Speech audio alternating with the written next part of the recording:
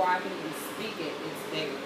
So I just thank him for everything that he does in my life. Truly, my life is a living testimony. I was destined to fail from the beginning, from birth on up. I was born too early.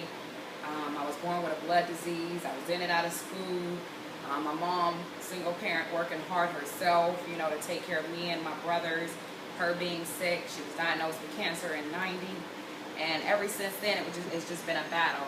My senior year, my mother ended up in a coma.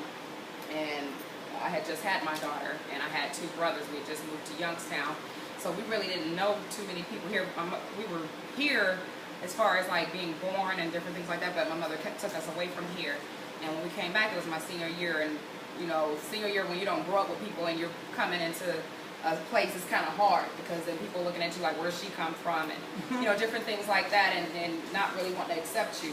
But I just thank God for how he kept me, because truly, I don't even know how I would have made it through my senior year, and actually graduate and then go to college, and with a child that was special needs from the beginning, and my mom being in a coma and can't say, well, let me hold your hand.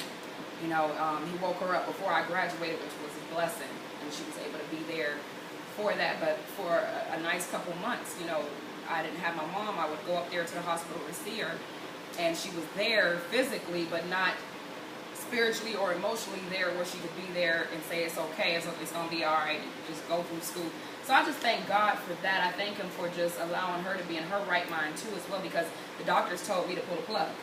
She's dead. She died 3 times in the process, if not 4.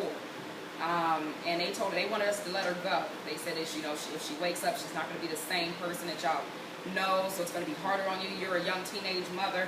You don't need that on you. Pull the plug. And I was just like, no. I thank God I had a spiritual family at the particular time that adopted me and kind of like, just to encourage me and stuff to keep going and keep going and keep going. But they wanted us to just let her go, because she had been she had a trachea, she had lungs that collapsed, they just didn't see any activity. And lo and behold, my mother, right before she went to a coma, she was playing with her camcorder.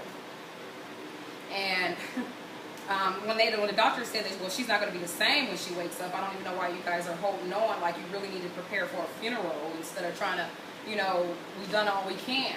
And at that time, I'm like, no, God got the last say so, not man. He puts us here to educate ourselves, and he gives us the blessings to help each other. But at the same token, at the end of the day, he still has the last word, no matter how educated or uneducated you are. So at that time, when my mother woke up, the first thing she asked for was her camcorder. So he didn't just restore her mind to where she was going to be normal, but he took her back to the day that she actually went into the coma and said, I'm going to restore it all the way from that hour, all the way to that second. So I just thank God for that, because that's a testimony in itself.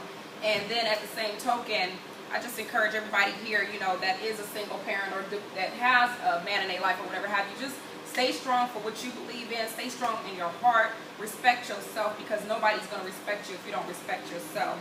Believe in what you believe in. Never be a follower. That's one thing my mother always taught me. And people say, oh, you're different, you're different. But at the same token, I thank God, because God's people are peculiar. That means strange and different. So I thank God when somebody tells me I'm different. I don't take it as an attitude. I don't take it like, what, to get you.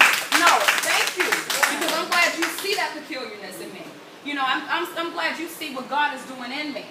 And I just, encourage everybody just to stay strong in what they're going through. Definitely, I know we all are probably going through something. When you wake up, it's another testimony to go through. So I just, pray for my strength as I